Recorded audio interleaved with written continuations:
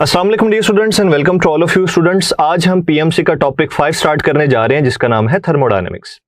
तो स्टूडेंट्स, आज के लेक्चर को स्टार्ट करने से पहले एक इंफॉर्मेशन आपसे मैं शेयर करता चलूं कि जब आप पीएमसी का सिलेबस देखेंगे तो वहां पे थर्मोडायनेमिक्स के बारे में उसने कुछ टॉपिक्स और कुछ सब टॉपिक्स की बात की है।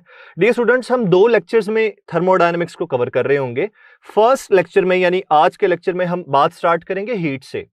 हीट को डिस्कस करने के बाद हम जीरोथ लॉ ऑफ थर्मोडायनेमिक्स की बात करेंगे, फिर इंटरनल एनर्जी की बात करेंगे और फिर फर्स्ट लॉ ऑफ थर्मोडायनेमिक्स के साथ साथ हम आइसोथर्मल और एडियाबैटिक प्रोसेस को इन जनरल वैसे ही डिस्कस करेंगे जैसे आपकी टेक्स्ट बुक में डिस्कस किया है डियर स्टूडेंट्स।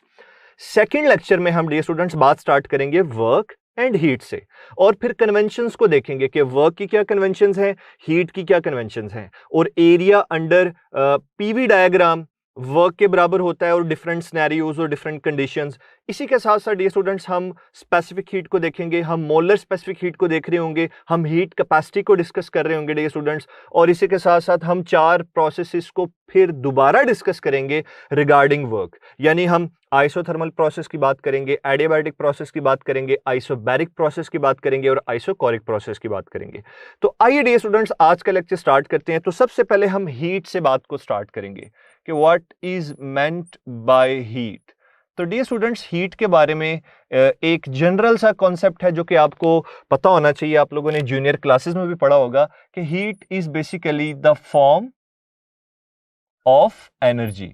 इस चीज को आपने सबसे पहले माइंड में रखना है, याद रखना है कि हीट कोई नई चीज नहीं है, it is the form of energy. तो डियर स्टूडेंट्स, अगर हीट एनर्जी की एक फॉर्म है तो अब इसके बारे में यह भी याद रखें कि हीट 2 बॉडीज के दरमियान, 2 सिस्टम्स के दरमियान टेम्परेचर डिफरेंस की वजह से फ्लो करती है। तो heat flows due to temperature difference यानी डेल्टा टी। अगर 2 सिस्टम्स के दरमियान, 2 मैसम की बॉडीज के दरमियान टेम्परेचर का डिफरेंस एग्जिस्ट कर रहा है तो हीट फ्लो करेगी। इसका अल्टीमेटली यह भी मतलब है डियर स्टूडेंट्स कि अगर 2 मैसम की बॉडीज, 2 सिस्टम्स का टेम्परेचर सेम हो जाता है तो फिर उनके दरमियान नेट फ्लो ऑफ हीट 0 होगा। आप इस बात को इस तरह से समझिए डियर स्टूडेंट्स के लेट्स से मैं कहता हूं जी ये आपके पास एक कोई सिस्टम है A, ठीक है, और इसका जो टेम्परेचर है ये है T1 और इसी के साथ एक दूसरा सिस्टम है या कोई एक दूसरी मैसम की बॉडी है। जिस तरह से आसान लगे आप वैसे बात कर सकते हैं, आप सिस्टम्स को भी कंसिडर कर सकते हैं, आप डिफरेंट मैसम की बॉडीज की बात कर सकते हैं। तो ये एक दूसरी बॉडी है मैस M की, ठीक है, जिसे हम B कह रहे हैं और इसका टेम्परेचर क्या है T।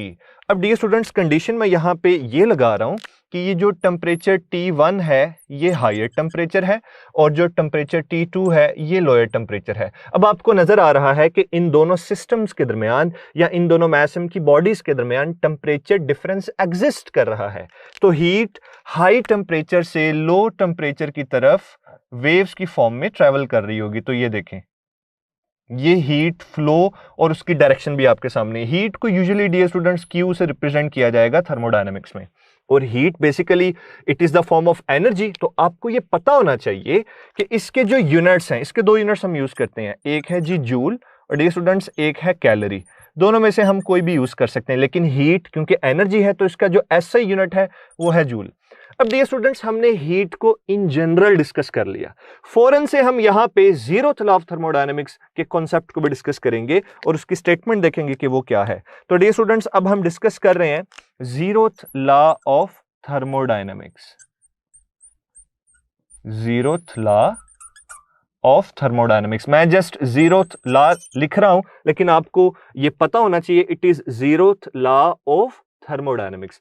अब डियर स्टूडेंट्स, इसको समझना इंतहाई आसान है। आप कंसीडर कर लीजिए कि आपके पास एक सिस्टम है A, ठीक है जी, और ये सिस्टम A सिस्टम B के साथ थर्मल इक्विलिब्रियम में है, ठीक है।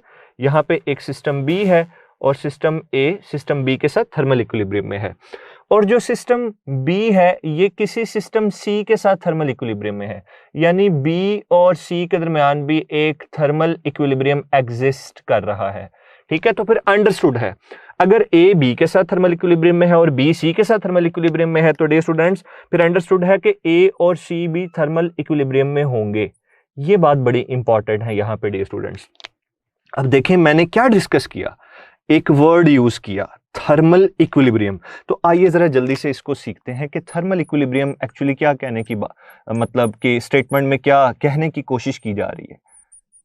थर्मल इक्विलिब्रियम, इसका मतलब ये होता है डियर स्टूडेंट्स कि जो दो बॉडीज हैं, जो दो सिस्टम हैं डियर स्टूडेंट्स, उनका जो टेम्परेचर है वो सेम है। ठीक है, जब दो सिस्टम्स के दरमियान, दो मैसम की बॉडीज के दरमियान थर्मल इक्विलिब्रियम एग्जिस्ट करेगा तो दो बॉडीज का या दो सिस्टम का टेम्परेचर सेम होगा। ये एंटीटेस्ट के पॉइंट ऑफ व्यू से एमसीक्यूज में पूछा जा सकता है। जो अब मैं टर्म्स लिख रहा हूं तो इसे जरा गौर से सुनिएगा।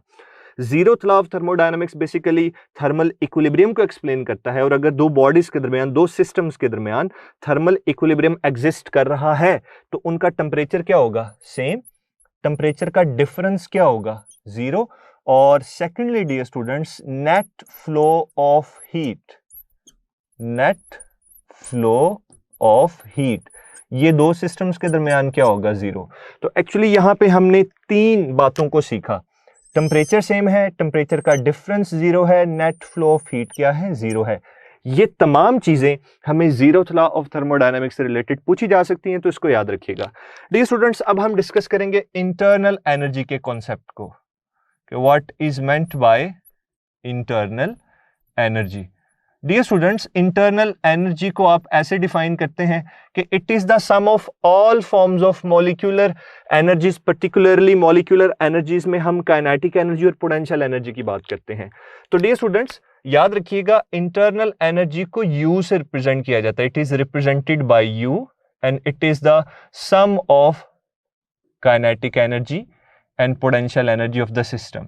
ठीक है, अब थर्मोडायनेमिक्स की दुनिया में हम क्या करते हैं, हम वर्किंग सब्सटेंस के तौर पे आइडियल गैस को कंसिडर करते हैं। तो डियर स्टूडेंट्स, आइडियल गैस के लिए इंटरनल एनर्जी को हम कैसे डिस्कस करते हैं जरा देखिएगा। तो इसलिए मैं मेंशन कर रहा हूं फॉर आइडियल गैस। तो आइडियल गैस के लिए डियर स्टूडेंट्स हम इंटरनल एनर्जी को ऐसे लिखते हैं, U is equal to kinetic energy plus potential energy. यहां पे एक बड़ा जबरदस्त कॉन्सेप्ट है डियर स्टूडेंट्स, जरा गौर से सुनिएगा। देखिए, आपने केमिस्ट्री में ये कॉन्सेप्ट पढ़ा होगा कि अगर किसी गैस के मॉलिक्यूल्स के दरमियान इंटरेक्शन आ जाए या किसी किस्म की इंटरेक्शन पैदा हो जाए तो वो आइडियल बिहेवियर से डेविएट करना शुरू कर देती है। तो आइडियल गैस एक ऐसी गैस होती है जिसके मॉलिक्यूल्स के दरमियान किसी किस्म की इंटरेक्शन नहीं होती है। ठीक है, और डियर स्टूडेंट्स, अगर मॉलिक्यूल्स के दरमियान किसी किस्म की इंटरेक्शन नहीं है तो उसकी पोटेंशियल एनर्जी क्या होगी, जीरो होगी। तो in case of ideal gas आप कह सकते हैं कि जो इंटरनल एनर्जी है वो सिंपली जस्ट काइनेटिक एनर्जी से डिटरमिन की जाती है, यानी कि internal energy of an ideal gas is determined bye it's kinetic energy. ठीक है, अब डियर स्टूडेंट्स, आपने इसी चैप्टर में एक कॉन्सेप्ट पढ़ा होगा कि टेम्परेचर का और किसी गैस के मॉलिक्यूल्स की जो मीन ट्रांसलेशनल काइनेटिक एनर्जी है, इसका आपस में डायरेक्ट रिलेशन है। अगर मॉलिक्यूल्स की मीन ट्रांसलेशनल काइनेटिक एनर्जी को ज्यादा करेंगे तो ऑब्वियसली टेम्परेचर इंक्रीज हो जाएगा। तो अब याद रखिएगा कि अगर मीन ट्रांसलेशनल काइनेटिक एनर्जी ज्यादा हो जाएगी तो इट मींस कि जो इंटरनल एनर्जी है वो इंक्रीज हो जाएगी डियर स्टूडेंट्स। तो पता ये चला कि जो इंटरनल एनर्जी है इसका टेम्परेचर के साथ डायरेक्ट रिलेशन है। अगर आप किसी गैस का टेम्परेचर कम कर देते हो तो इसका मतलब है उसकी इंटरनल एनर्जी कम हो जाती है। अगर आप किसी गैस का टेम्परेचर पहले से इनहेंस कर देते हो, ज्यादा कर देते हो, तो उसकी इंटरनल एनर्जी भी क्या हो जाएगी डियर स्टूडेंट्स, ज्यादा हो जाएगी। तो आइडियल गैस की जो इंटरनल एनर्जी है वो कंप्लीटली उसके मॉलिक्यूल्स की जस्ट काइनेटिक एनर्जी पे डिपेंड करती है। तो ये बात इंपॉर्टेंट है डियर स्टूडेंट्स, ये एमसीक्यू में पूछी जा सकती है, तो इसको आपने याद रखना है। अब डियर स्टूडेंट्स, इंटरनल एनर्जी के बारे में एक और पॉइंट याद रखिएगा कि जो इंटरनल एनर्जी है ये स्टेट फंक्शन है। Internal energy is a state function. इस बात का क्या मतलब है डियर स्टूडेंट्स, इस बात का मतलब यह है कि जो इंटरनल एनर्जी है ये सिस्टम की इनिशियल और फाइनल स्टेट्स पे डिपेंड करती है, और जो इंटरनल एनर्जी है ये पाथ पे डिपेंड नहीं करती। अच्छा चलें, इस बात को आप सीखते हैं, इसे ज्यादा इलेबोरेट करते हैं।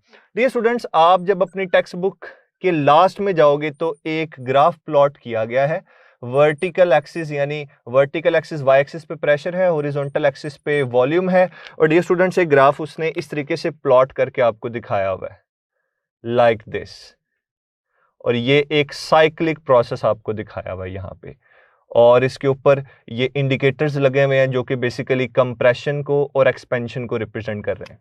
तो ये डियर स्टूडेंट्स एक साइक्लिक प्रोसेस है, ठीक है। पीवी डायग्राम है, हमने किसी गैस के लिए ये ग्राफ प्लॉट किया है और वो गैस डिफरेंट प्रोसेसेस से होके गुजर रही है। फॉर एग्जांपल एक प्रोसेस ये समझ लें, ए से बी, फिर बी से सी, सी से डी, डी से दोबारा ए। तो एक गैस है कोई, उसके प्रेशर वर्सेस वॉल्यूम के दरमियान एक ग्राफ प्लॉट किया गया है और ये एक साइक्लिक प्रोसेस है। अब डियर स्टूडेंट्स मुझे जल्दी से बताइए इंटरनल एनर्जी का चेंज क्या होगा।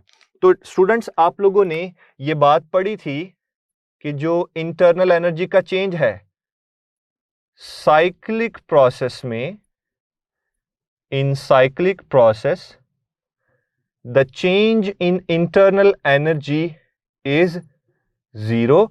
लेकिन इसका यह मतलब नहीं है कि इंटरनल एनर्जी जीरो है, इसका मतलब है कि इंटरनल एनर्जी यू वो खुद कांस्टेंट है। अब डियर स्टूडेंट्स ये चीज आप लोगों ने याद रखनी है कि एक साइक्लिक प्रोसेस में हमेशा इंटरनल एनर्जी क्या रहेगी, कांस्टेंट रहेगी, लेकिन जो उसका चेंज होगा ये जीरो होगा। आइए जरा एक और ग्राफ की मदद से इसको समझते हैं। लेट्स से डियर स्टूडेंट्स अगर एमसीक्यू में आपके पास एक ग्राफ आ जाता है P वर्सेस V ग्राफ, और उसमें वेरिएशन को इस तरह से शो किया गया है, ठीक है जी, एक साइक्लिक प्रोसेस है और इसमें इस तरह से इंडिकेटर्स लगा दिए जो कि बेसिकली एक्सपेंशन और कंप्रेशन को रिप्रेजेंट कर रहा है। अब कई बच्चे सोच रहे होंगे सर ये एरो का क्या मतलब है। देखो एरो यहां इस तरह जा रहा है ना, इसका मतलब है कि ये इंक्रीजिंग वॉल्यूम की तरफ जा रहा है, तो ये जो एरो है ये एक्सपेंशन को शो कर रहा है। अब ये एरो किधर जा रहा है, ये डिक्रीजिंग वॉल्यूम की तरफ जा रहा है, तो ये कंप्रेशन को शो कर रहा है। लेकिन ये एक साइक्लिक प्रोसेस है।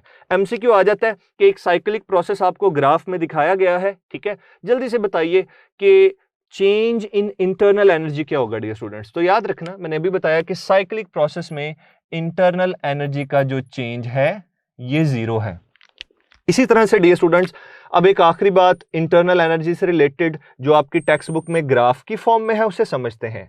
P वर्सेस V ग्राफ है डियर स्टूडेंट्स। लेट्स से हमने एक गैस को इस पॉइंट से इस पॉइंट तक लेके जाना है, ठीक है डियर स्टूडेंट्स, मतलब कि उसकी स्टेट चेंज करनी है। यहां पे लेट्स से इस पॉइंट पे उसका प्रेशर P1 है, वॉल्यूम V1 है, टेम्परेचर लेट्स से उसका T1 है। फिर हमने इस पॉइंट A से गैस को पॉइंट बी तक ले जाना और वहां पे जाके उसका pressure P2, volume V2, temperature T2 हो जाएगा। सपोज कर लेते हैं कि A से B तक यानी गैस की स्टेट को चेंज करने के जो डिफरेंट मेथड्स हैं, जो डिफरेंट प्रोसेसेस हैं, जो डिफरेंट पाथ्स हैं वो एक से ज्यादा हैं।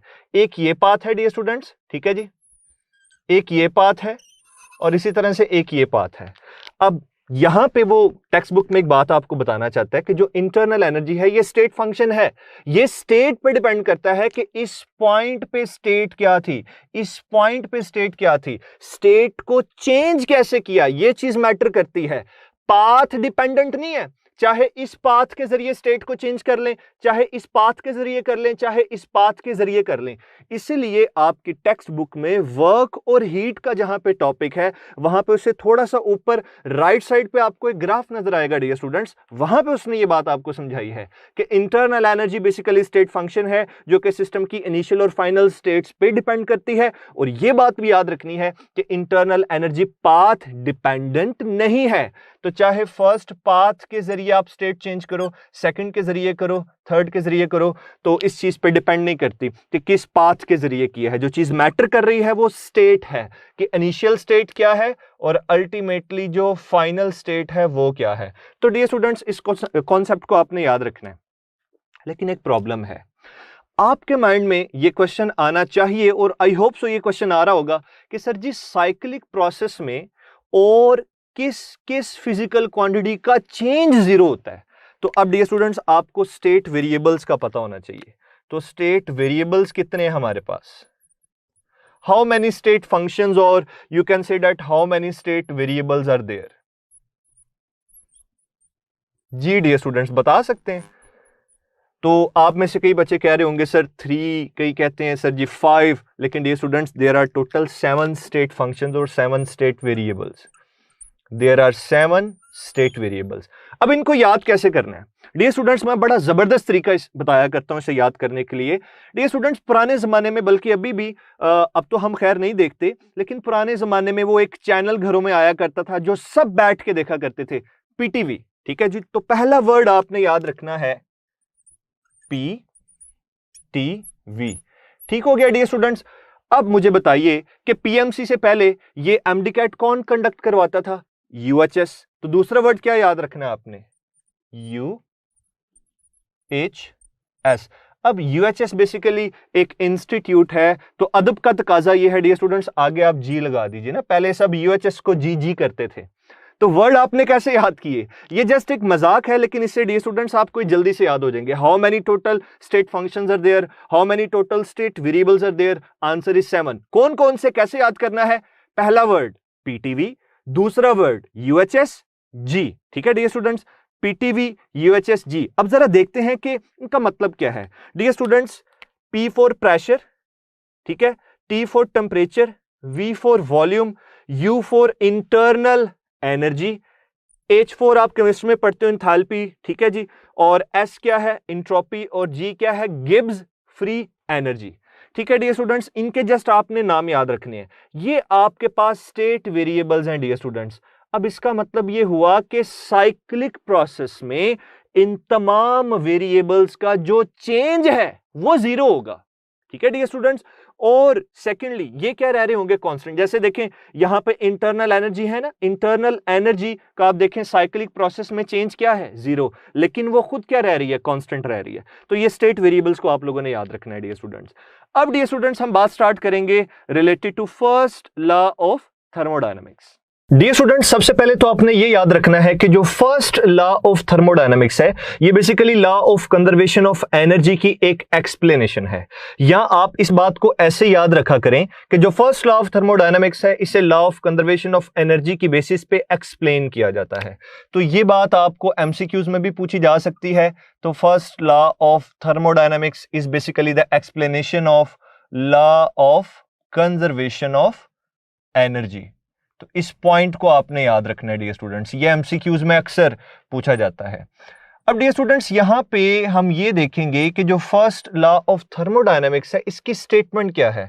तो according to the statement of first law of thermodynamics, जो कि मैं अभी वर्बली एक्सप्लेन कर रहा हूं डियर स्टूडेंट्स, वो ये है कि जब आप किसी सिस्टम को हीट सप्लाई करते हो तो वो हीट दो काम करती है। नंबर 1, वो सिस्टम की इंटरनल एनर्जी को चेंज करती है, ठीक है डियर स्टूडेंट्स, प्लस सिस्टम से वर्क करवा के देती है। What does it mean? कि सिस्टम वर्क करता है और ये सराउंडिंग को वर्क दे रहा होता है, इसका ये मतलब है। तो अब इसको जरा मैथमेटिकल फॉर्म के अंदर लिखते हैं कि whenever heat Q is supplied to a system, तो ये हीट एक तो सिस्टम की इंटरनल एनर्जी को चेंज करता है, प्लस सिस्टम से हमें वर्क आउटपुट के तौर पे लेके देती है ये हीट। तो बेसिकली ये हीट दो तरीकों से यूटिलाइज हो रही होती है। तो ये है जी basically mathematical form of first law of thermodynamics.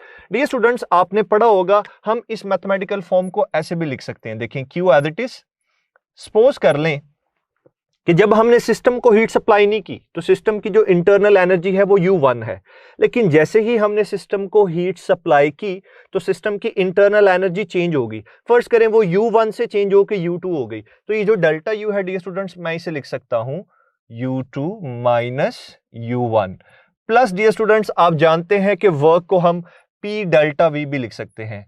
तो ये फॉर्म है इसकी सेकेंड फॉर्म, इसको भी आपने याद रखना है डियर स्टूडेंट्स। अब ये सेकंड फॉर्म हमें क्लियर हो गई। अब डियर स्टूडेंट्स यहां फौरन से मैं एक एमसीक्यू प्लेस करता हूं, जरा देखिएगा कि बेसिकली एमसीक्यू क्या है और उसकी स्टेटमेंट क्या है। डियर स्टूडेंट्स, आपको फर्स्ट लॉ ऑफ थर्मोडायनेमिक्स से रिलेटेड एमसीक्यू इस तरीके से पूछा जा सकता है। लेट्स से जी आपके पास एक सिलेंडर है और उस सिलेंडर के अंदर बेसिकली एक पिस्टन है, ठीक है, ये बेसिकली एक सिलेंडर है सपोज कर लें, और यहां पे डियर स्टूडेंट्स एक पिस्टन है, ठीक है। तो डियर स्टूडेंट्स क्वेश्चन ये है कि अगर इस सिस्टम के अंदर इनक्लोज गैस को हम हीट सप्लाई करें, ठीक है जी, ये पिस्टन आपके सामने है। क्वेश्चन को जरा गौर से सुनिएगा। वैसे तो क्वेश्चन बेसिकली एक स्टेटमेंट है 3-4 लाइंस की, तो यहाँ पे बजाय मैं 3-4 लाइंस को लिखूं, मैंने उसे एक टेक्निकल तरीके से आपके सामने प्रेजेंट किया। सपोज कर लें डी स्टूडेंट्स, ये सिलेंडर है, उस सिलेंडर के अंदर कोई ना कोई गैस हमने इनक्लोज की है। और डियर स्टूडेंट्स, मैं अब क्वेश्चन रीड आउट कर रहा हूं आपके सामने वर्बली, इसको जरा गौर से सुनिएगा कि जब एक सिलेंडर के अंदर गैस को हम हीट सप्लाई करते हैं 50 जूल की, तो ये जो गैस है ये इस पिस्टन को अपवर्ड पुश करते हैं। तो ये जो पिस्टन है ये अपवर्ड जब डिस्प्लेस होता है तो इसका डिस्प्लेसमेंट है 2 सेंटीमीटर, ठीक है। और ये जो पिस्टन है इसका जो क्रॉस सेक्शनल एरिया है डियर स्टूडेंट्स, ये है जी हमारे पास 0.2 मीटर स्क्वायर। ठीक हो गया डियर स्टूडेंट्स। इफ अगर यहां अंदर प्रेशर 10 किलो पास्कल हो तो बताइए कि हमारे हीट के सप्लाई करने से इस पूरे प्रोसेस में इस सिस्टम की इंटरनल एनर्जी में कितना चेंज आया है। ये बेसिकली ये क्वेश्चन है। क्वेश्चन को जरा दोबारा सुन लीजिए डियर स्टूडेंट्स। जब हम किसी गैस को 50 जूल हीट सप्लाई करते हैं और ये गैस स्लोली पिस्टन को ऊपर की तरफ पुश करती है, कितने डिस्टेंस या डिस्प्लेसमेंट तक, 2 सेंटीमीटर तक, तो बताइए कि अगर गैस के अंदर जो प्रेशर है वो 10 किलो पास्कल का हो तो इस पूरे प्रोसेस में इंटरनल एनर्जी में कितना चेंज आता है। और एक इंफॉर्मेशन ये प्रोवाइड की गई है कि जो पिस्टन आपको नजर आ रहा है इसका क्रॉस सेक्शनल एरिया कितना है डियर स्टूडेंट्स, ये 0.2 मीटर स्क्वायर है। तो डियर स्टूडेंट्स ये देखें, इसे हम कैसे सॉल्व करेंगे। हम फर्स्ट लॉ ऑफ थर्मोडायनेमिक्स को अप्लाई करेंगे। According to first law of thermodynamics Q is equal to delta U plus W। लेकिन डियर स्टूडेंट्स हमें तो इंटरनल एनर्जी का चेंज चाहिए, तो इंटरनल एनर्जी का चेंज क्या होगा, यहाँ पे ये होगा Q माइनस W। ठीक हो गया डियर स्टूडेंट्स। अब फर्दर देखते जाइए। वैसे तो आपको 4 ऑप्शंस दिए होंगे, लेकिन मैं जस्ट एक एक्सप्लेनेशन के तौर पे बता रहा हूं कि एमसीक्यूज के पूछने का स्टाइल क्या हो सकता है। ये देखें जी, Q एज इट इज रहेगा और ये आ जाएगा P, वर्क की जगह P डेल्टा V आ जाएगा। ठीक है डियर स्टूडेंट्स। फर्दर देखें, मैं इसे ऐसे सॉल्व कर सकता हूं, ये delta U as it is, ठीक है डियर स्टूडेंट्स, Q भी as it is minus pressure भी एज इट इज। अब ये वॉल्यूम है, लेकिन यहां पे अगर आप देखें तो वॉल्यूम की तो बात ही नहीं की गई, लेकिन डियर स्टूडेंट्स एरिया और डिस्टेंस की तो बात की गई है ना। ठीक है, ये डिस्टेंस या डिस्प्लेसमेंट है, आप इसे D कह दें, और ये क्या है, आप इसे A कह दें। तो ये जो वॉल्यूम है डियर स्टूडेंट्स, आप इसकी जगह लिख सकते हैं A, दिस इज A, और लेट्स से मैं यहां पे डेल्टा D लिख देता हूं। ठीक है, ये डेल्टा V था ना, तो डेल्टा V की जगह मैंने एरिया कैपिटल A, ठीक है, into delta D. Delta D वो डिस्प्लेसमेंट है जो उसने कवर किया पिस्टन ने अपवर्ड जाते हुए। ठीक है डी स्टूडेंट्स। अब देखिएगा फर्दर इसे हम कैसे सॉल्व करेंगे। स्टूडेंट्स ये देखें, delta U as it is, Q कितना है, 50 joule of heat is provided, pressure कितना है डियर स्टूडेंट्स, 10,000, इसको याद रखना है। एरिया कितना है, 0.2, तो डियर स्टूडेंट्स इसे मैं 2/10 नहीं लिख सकता, और मल्टीप्लाइड बाय डिस्टेंस कितना है dear students, 2 centimetre. 2 as it is centi होता है 10⁻⁻², तो डिनोमिनेटर में क्या आ जाएगा डियर स्टूडेंट्स, 100 आ जाएगा। तो इसका मतलब है ये देखें, ये 1 0 से कैंसिल कर दें, 2 zeros को आप 2 zeros के साथ कैंसिल कर दें। देखें जी, 2 × 2 कितना हो गया, 4, 4 को 10 से मल्टीप्लाई करेंगे तो डियर स्टूडेंट्स आपके पास आ जाएगा 40। तो ये बनेगा delta U is equal to 50 minus 40, और इंटरनल एनर्जी का जो चेंज है डियर स्टूडेंट्स, ये हमारे पास 10 जूल आ रहा है। तो गिवन ऑप्शंस में से जो आपको ऑप्शंस दिए होंगे वहां पे जो करेक्ट ऑप्शन होगा दैट विल बी 10 जूल। इस चीज का ख्याल रखना है। तो जस्ट हमने यहाँ पे ना एक काम किया डियर स्टूडेंट्स, जो आपने नोट किया कि ये जो डेल्टा V था ना, इसकी जगह हमने क्या किया, हमने लिखा delta V as it is area into delta D। ये जस्ट आपने याद रखना है कि हमने ये सब्स्टिट्यूशन की है और अपने क्वेश्चन को सॉल्व किया। अब डियर स्टूडेंट्स एक और बात, सेम टाइप का जो क्वेश्चन है ये आपकी टेक्स्ट बुक में एग्जाम्पल में मौजूद है, और वो आपकी असाइनमेंट है, उसे आपने खुद सॉल्व करना है डियर स्टूडेंट्स। तो फर्स्ट लॉ ऑफ थर्मोडायनामिक्स से रिलेटेड अगर कोई न्यूमेरिकल बेस्ड क्वेश्चन बनता है सबसे पहले, वैसे तो मैं ओवरऑल फर्स्ट लेक्चर में भी, यानी आज के लेक्चर में भी और सेकंड लेक्चर में भी फर्स्ट लॉ ऑफ थर्मोडायनामिक्स को मुख्तलिफ जगहों पे डिस्कस करता रहूंगा, लेकिन ये आपने सबसे पहला सबसे जो पहली टाइप है जो क्वेश्चंस में पूछी जा सकती है, आपने वो सीखी है डियर स्टूडेंट्स। इसके अलावा ना application of first law of thermodynamics में डियर स्टूडेंट्स आप दो प्रोसेसेस के बारे में पढ़ते हो, जिसमें से एक आइसोथर्मल प्रोसेस है और एक एडियाबैटिक प्रोसेस है। तो आइए अब जरा एडियाबैटिक और आइसोथर्मल प्रोसेसेस को भी डिस्कस करते हैं। तो basically we are going to discuss the applications of first law of thermodynamics. तो एप्लीकेशंस में डियर स्टूडेंट्स मैंने आपको अभी गाइड किया कि हम किन दो प्रोसेसेस की बात कर रहे होंगे। नंबर 1 हम आइसोथर्मल प्रोसेस की बात करेंगे डियर स्टूडेंट्स, और इसी के साथ साथ डियर स्टूडेंट्स हम एडियाबैटिक प्रोसेस की बात करेंगे। डियर स्टूडेंट्स आइसोथर्मल प्रोसेस और एडियाबैटिक प्रोसेस में से हम सबसे पहले आइसोथर्मल प्रोसेस को डिस्कस करेंगे। तो डियर स्टूडेंट्स आप जानते हैं, आपने एफएससी में ये कॉन्सेप्ट पढ़ा हुआ है कि आइसोथर्मल प्रोसेस को हम ऐसे डिफाइन करते हैं कि such a process which is carried out at constant temperature. ठीक है डियर स्टूडेंट्स, तो यहां पे हमें यह समझ में आया कि ऐसा प्रोसेस जिसमें सिस्टम का टेम्परेचर कांस्टेंट रहे उसे हम क्या कहते हैं, आइसोथर्मल प्रोसेस कहते हैं। अगर टेम्परेचर कांस्टेंट है डियर स्टूडेंट्स तो अल्टीमेटली इसका मतलब यह है कि टेम्परेचर का चेंज क्या होगा, जीरो होगा। अगर टेम्परेचर का चेंज जीरो है और टेम्परेचर कांस्टेंट है, ये तो फिर बेसिकली बॉयल्स लॉ के यहाँ पे फुलफिल होने की कंडीशन आ गई डियर स्टूडेंट्स। तो यहाँ पे फिर हम बॉयल्स लॉ को भी अप्लाई कर सकते हैं। According to Boyle's law P1 V1 is equal to P2 V2, और डियर स्टूडेंट्स अल्टीमेटली हम ये लिख सकते हैं कि product of pressure and volume remains constant. इस चीज को आपने याद रखना है।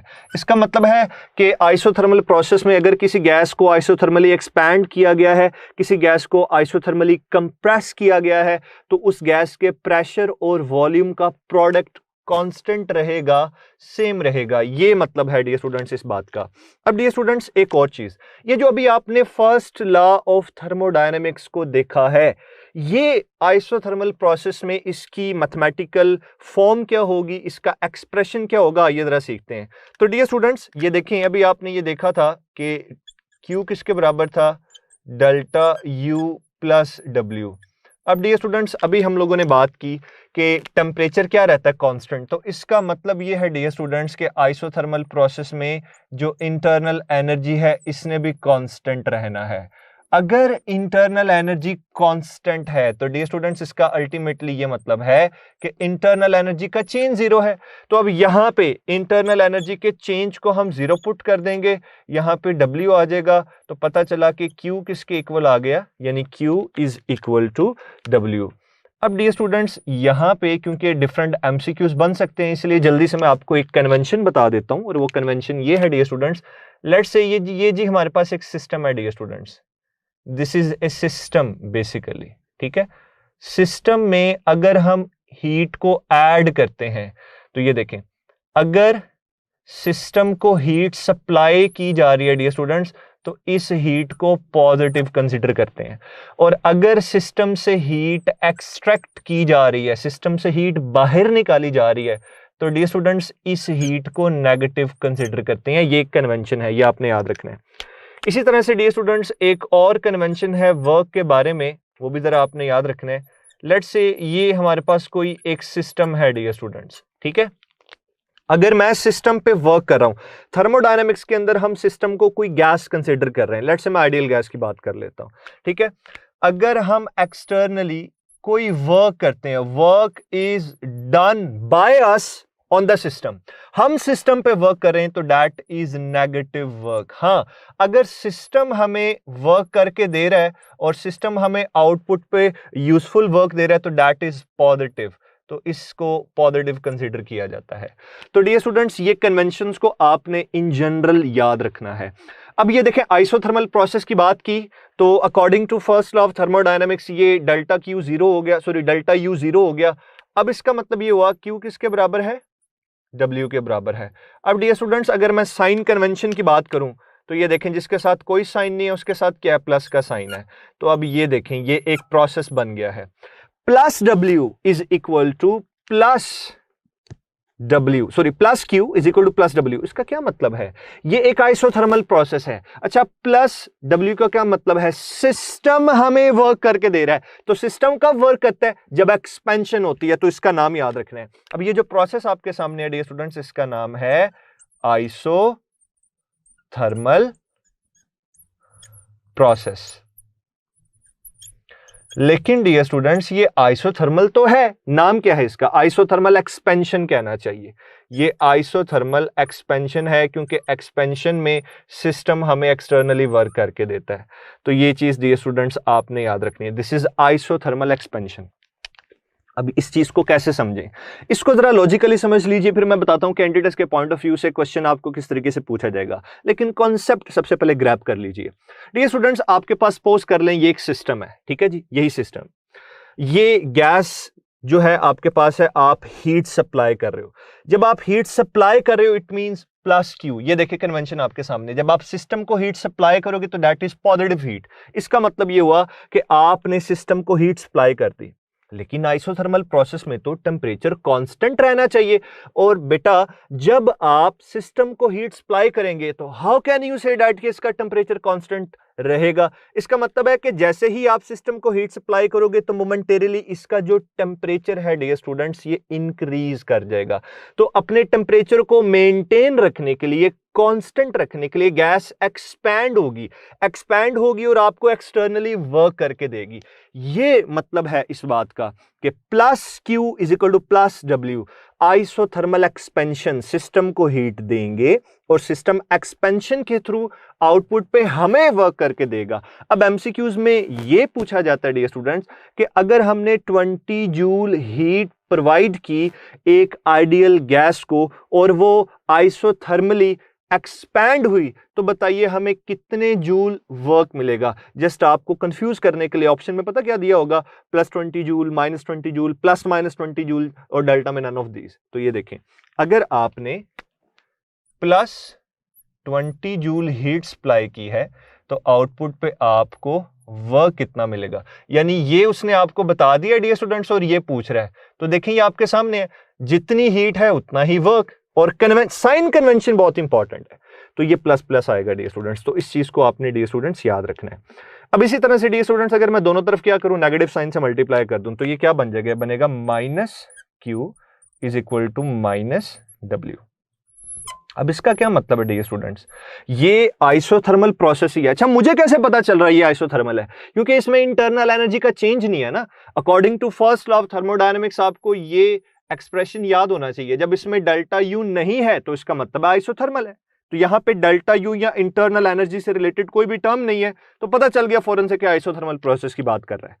अब डियर स्टूडेंट्स, माइनस W का क्या मतलब है? हम वर्क कर रहे हैं, हम सिस्टम पे वर्क कर रहे हैं। और हम जब सिस्टम पे वर्क करते हैं बेसिकली हम गैस को कंप्रेस करते हैं। जब गैस को कंप्रेस करेंगे, बात जरा गौर से सुननी है, हमने सिस्टम पे वर्क किया, जब हम सिस्टम पे वर्क करेंगे हम गैस को कंप्रेस करेंगे, पार्टिकल्स आपस में कोलाइड करेंगे, उनकी काइनेटिक एनर्जी बढ़ेगी, टेम्परेचर बढ़ेगा, टेम्परेचर चेंज हो गया। हमने तो आइसोथर्मल प्रोसेस की बात करनी है, तो टेम्परेचर को चेंज नहीं होने देना। वो जो एडिशनल हीट पैदा हुई है, ठीक है, उस हीट को हम बाहर निकाल लेंगे, एक्सट्रैक्ट कर लेंगे। और इस वजह से आपने एक्सट्रैक्ट करनी है ताकि सिस्टम का टेम्परेचर मेंटेन्ड रहे, टेम्परेचर कांस्टेंट रहे। ये मतलब है डियर स्टूडेंट्स। अब क्वेश्चन में आपको क्या पूछा जाएगा? आपको क्वेश्चन में ये बात इस तरीके से पूछी जाएगी डियर स्टूडेंट्स, वो कहेगा कि एक गैस को आइसोथर्मली कंप्रेस किया गया है और एक्सटर्नली -100 जूल का वर्क किया गया है। बताइए एक्सट्रैक्टेड हीट कितनी होगी? तो अगर आपने -100 जूल का वर्क किया है तो हीट भी -100 जूल होगी। आपको कंफ्यूज करने के लिए वो जो हीट पूछ रहा है उसके साथ वो डिफरेंट साइन कन्वेंशंस को यूज करेगा। -100 जूल, +100 जूल, +-100 जूल, या लेट्स से एक में दे देगा -50 जूल। तो जितना वर्क उतनी हीट, ये चीज याद रखनी है आपने। तो इस तरीके से क्वेश्चंस आपको पूछे जा सकते हैं। और डियर स्टूडेंट्स, अगर मैं बात करूं कि P और V के दरमियान जो ग्राफ होता है वो कैसे पूछा जाएगा, वो इस तरीके से पूछा जाएगा। ये P है, ये V है, प्रेशर वर्सेस वॉल्यूम ग्राफ। तो ये आपको पता है ना, इनवर्स रिलेशन है तो एक आइसोथर्म बनेगी। तो इसे आइसोथर्म कहते हैं बेसिकली, जो कि इस रिलेशन को बेसिकली एक्सप्लेन कर रही है। Pressure is inversely proportional to volume, और इस कर्व को, इस ग्राफ को आपको याद होना चाहिए, इसे आइसोथर्म कहते हैं। This is isotherm. अब डियर स्टूडेंट्स यहां पे हम बात करेंगे एडियाबैटिक प्रोसेस की। तो आइए जरा देखते हैं कि एडियाबैटिक प्रोसेस क्या है। एडियाबैटिक प्रोसेस को डियर स्टूडेंट्स आप अपनी टेक्स्ट बुक के लिहाज से, अच्छा ये बड़ी जबरदस्त बात है। अब यहाँ पे मैं एक चीज एक्सप्लेन करूंगा जो कि यूजुअली बहुत से स्टूडेंट्स यहाँ पे आके कंफ्यूजन का शिकार हो जाते हैं। वो कहते हैं सर आप कुछ और कह रहे हैं, बुक में कुछ और लिखा हुआ है। तो आप इससे भी जरा गौर से समझिएगा डियर स्टूडेंट्स, बुक में कभी गलत नहीं लिखा होता, असल में बात हमें प्रॉपरली कन्वे नहीं होती या हमें समझ में नहीं आ रही होती।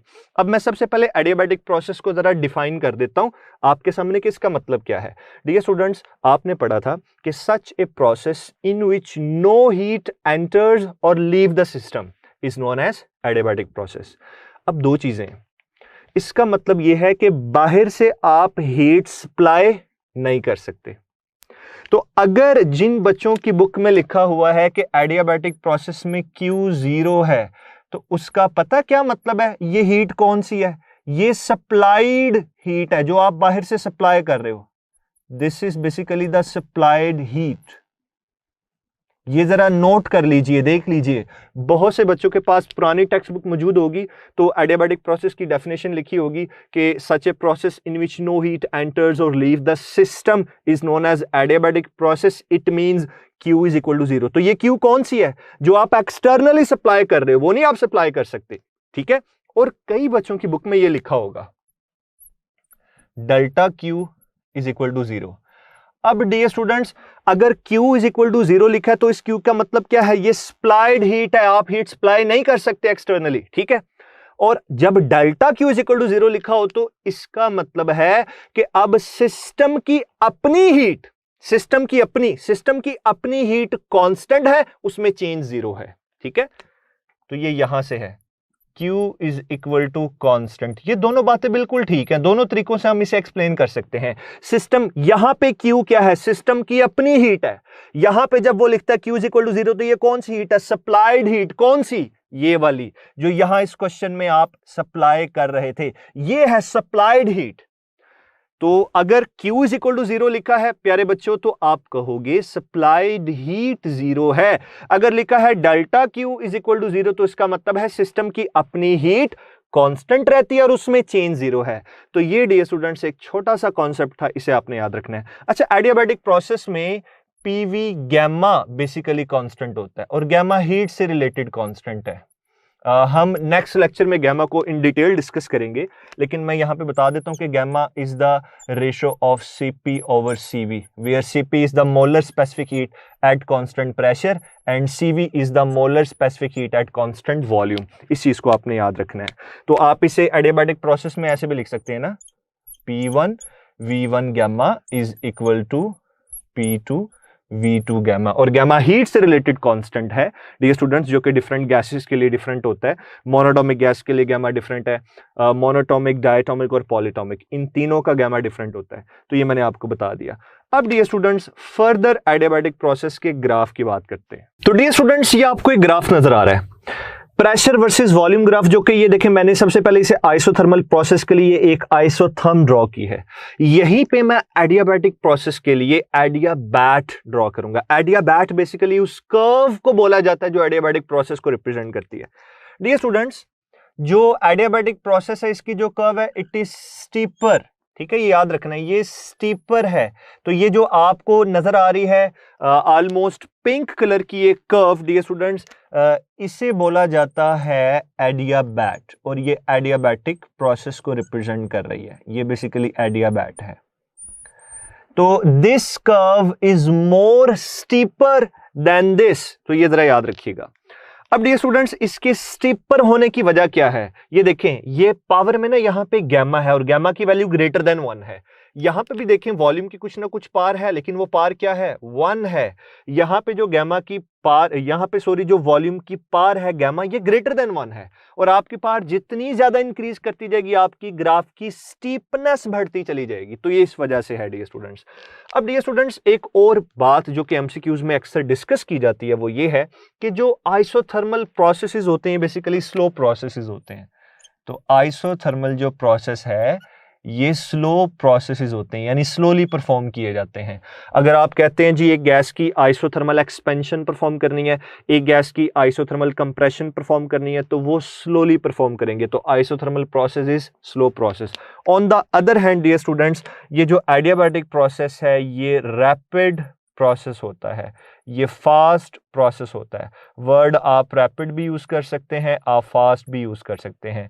अब डियर स्टूडेंट्स, आपकी टेक्स्ट बुक के अंदर कुछ एग्जांपल्स दी हुई हैं आइसोथर्मल प्रोसेसेस की भी और एडियाबैटिक प्रोसेसेस की भी, वो आपने याद रखनी है। जैसे फॉर एग्जांपल वो कहता है कि एडियाबैटिक प्रोसेस की एग्जांपल ये है कि sudden burst of a tyre, ठीक है जी, क्लाउड फॉर्मेशन, जो रैपिड प्रोसेसेस हैं वो बेसिकली एडियाबैटिक प्रोसेसेस हैं। अब dear students, first law of thermodynamics को एडियाबैटिक प्रोसेस के लिए हम कैसे कैसे रिप्रेजेंट कर सकते हैं, जो कि एमसीक्यूज में पूछा जाता है। जैसे मैंने आइसोथर्मल के लिए बात की, आइए जरा देखते हैं। स्टूडेंट्स, आप जानते हैं Q is equal to delta U plus W। ठीक हो गया, ये बात आप बड़े अच्छे से जानते हैं। अब मैंने आपको कहा था जी दो कॉन्सेप्ट्स हैं। कई बच्चे क्या करते हैं, वो कहते हैं नहीं सर जी पहले आप सबके साथ डेल्टा लगाएं फिर बात शुरू करेंगे।